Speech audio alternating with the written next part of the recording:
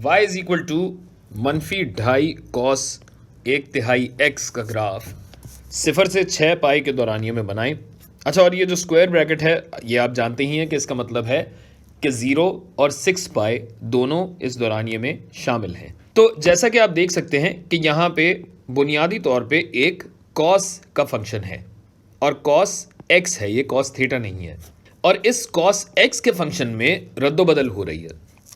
तो चलिए पहले cos x का ग्राफ बना लेते हैं, फिर इससे खेलते खेलते जवाब तक पहुंचते हैं। हर काम कदम ब कदम करना है। 0 से 6 पाई तक होने का मतलब ये है कि मुझे मनफी एक्सिस बनाने की ज़रूरत नहीं है। तो सबसे पहले तो ये बताइए कि जो cos x है इसका ग्राफ कहाँ से शुरू होता है, बल्कि नहीं, उससे भी पहले जो गलती हम पिछली वीडियो में कर चुके थे, हमने ग्राफ के एक्सिस को लेबल नहीं किया था। एक्सिस एक होता है एक्सिस, AXES, एक्सिस की जमा है। अच्छा जी, तो cos x का दौरानिया क्या होता है? 0 पे cos x की कद्र होती है 1। फिर आ जाइए 90 डिग्री पे π/2 रेडियंस पे cos x 0 होता है, और फिर पाई रेडियंस पे cos x जो है वो -1 होता है, और फिर आता है 1.5 पाई 3π/2, और फिर आता है 2 पाई। अब चक्कर ये कि 2 पाई तो यहीं तक हो गया, तो मैं इसको थोड़ा सा लंबा कर दूं, इसको मैं ले आता हूँ यहाँ। तो cos x का साइकिल तो 0 से लेके 2 पाई तक चलता है, जिसमें cos x यूं होता है, फिर यूं होता है, तो फिर यूं होता है। अच्छा, और 0 से 2 पाई तक का मतलब क्या है? ये वैसे तो आप जानते हैं, और अगर नहीं जानते तो अब जान लें, कोई इशू नहीं है। ये मैंने आपको बताया था कि सर्कल होता है। तो सर्कल में अगर मैं ये कहूँ कि मैं शुरू करता हूँ यहाँ से, और मेरा एंगल इस समत में बढ़ना शुरू होता है, तो 0 डिग्री ये है, 90 डिग्री ये है। आपको ये बताया है मैंने कि cos होता है एडजेसेंट यानी मुत्तसिल साइड का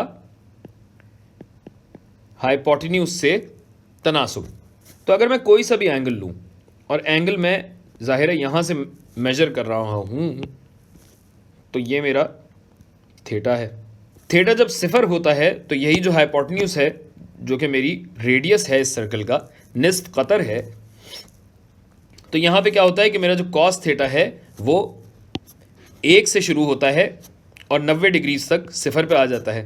फिर 90 डिग्री से जब आगे बढ़ता है तो बढ़ के 180 डिग्री तक पहुँचता है, फिर जाता है 270 डिग्री पे, और फिर 360 पर। और ये सारी बातें मैं आपको एक और वीडियो में बता चुका हूँ।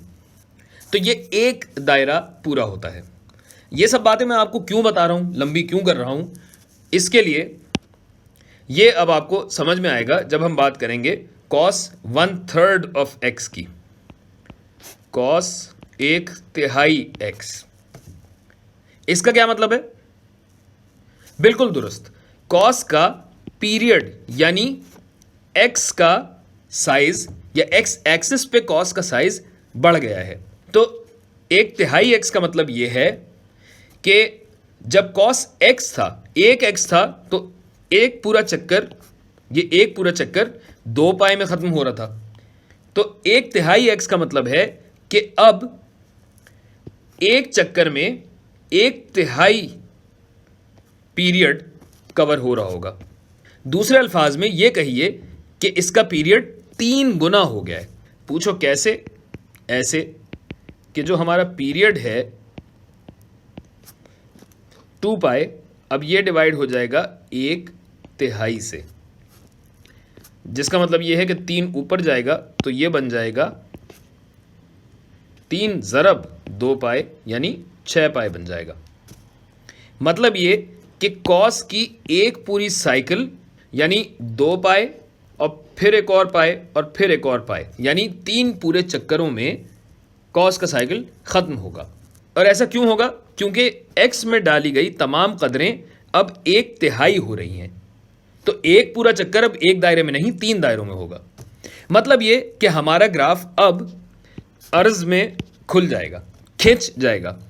मसलन अगर मैं cos 2 पाई तक पहुंचना चाहूं तो मुझे cos 1/3 x में x की कदर 6 पाई डालनी पड़ेगी, तब जाके ये जो 2 पाई वाली वैल्यू है ये 6 पाई पे अपनी शक्ल दिखाएगी हमें, is equal to cos 1/3 of 6 pi. इसी तरह अगर cos पाई निकालना चाहूं तो x मुझे पाई डालना पड़ेगा, माजरत के साथ 3 और 3 कटे तो मेरे पास cos ऑफ पाई बचे जो कि -1 आएगा। तो चलिए पहले तो ये देख लेते हैं कि हमारे फंक्शन को होगा क्या, कि ये जो आपका 2 पाई था तकरीबन इतना ही दौरानिया जो है, ज़ाहिर है मैं किसी ग्राफ पेपर पे अगर बना रहा होता तो ये काम ज़्यादा आसान और ज़्यादा एक्यूरेट होता, मगर हमारे पास ये सहूलत मौजूद नहीं है। तो x की ये कदरें जब डालते हैं हम तो क्या होगा भाई कि अब हमारा ग्राफ खींचेगा, ये होगा ऐसे 3 पाई जो कि तकरीबन यहाँ पे ये आधा होगा। इसके लिए मैं ज़रा इंसाफ को नीचे करूँ, ये आएगा तकरीबन यहाँ और फिर ये जाएगा तकरीबन यहाँ और फिर ये तकरीबन यहाँ पे आएगा। तो अब जो cos x का ग्राफ था मेरा ये लें। अच्छा, तो ये पीला वाला cos x था, हरा वाला क्या है cos 1/3 ऑफ x। वाज़े रहे कि हमें फंक्शन के ग्राफ की तो शक्ल मालूम है, बस इसके तूल यानी एम्पलीट्यूड और अर्ज यानी पीरियड में खिंचाव और सुखड़ाव देखना है।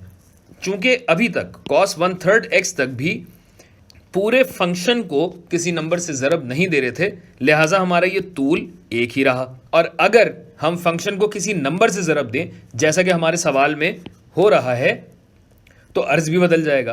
तो अगर मैं इसको 2.5x कहूं तो 2.5x पे क्या हो जाएगा भाई, तो 2.5x पे क्या होगा, हमें तूल बढ़ाना होगा। ये सारी बात आप चूंकि समझ चुके हैं तो इसको मैं हटा दूं, ये भी हटा देता हूं, ये भी आपको पता है। पता तो वैसे आपको ये भी है लेकिन कुछ तो रखे ना। इसको, इन हजरत को हम लाए थोड़ा सा नीचे और अब कहानी थोड़ी सी आगे बढ़ेगी और आगे ऐसे बढ़ेगी कि हम इस एक्सिस को लंबा कर देंगे। अच्छा, ये याद रहे कि ये बहरहाल हमारा स्केच है, क्योंकि हम यहाँ पे कोऑर्डिनेट्स पे या कोऑर्डिनेट प्लेन पे हम प्लॉट नहीं कर रहे, हम पक्का काम नहीं कर रहे, हम कच्चा काम कर रहे हैं। थोड़ा मज़दूरों की ज़बान में भी समझा देना, क्योंकि है तो बहरहाल मज़दूरी। तो जनाब, पीला वाला मैंने आपको बताया था कि cos x है, हरा वाला cos 1/3 x है। दोबारा जगह नहीं रही, इसके लिए इसको मैं यहाँ पे रख देता हूँ, इन हजरत को यहाँ पे ले आता हूँ। ठीक है, अभी अपन बात करने जा रहे हैं 2.5 cos 1/3 x। तो cos 1/3 x आपका हरा वाला था। अब हरे वाले की सारी y वैल्यूज़ क्या होगा इन्हें कि ये 2.5 से ज़रब दे दी जाएंगी। 2.5 तकरीबन आपका आना चाहिए यहाँ और तकरीबन यहाँ।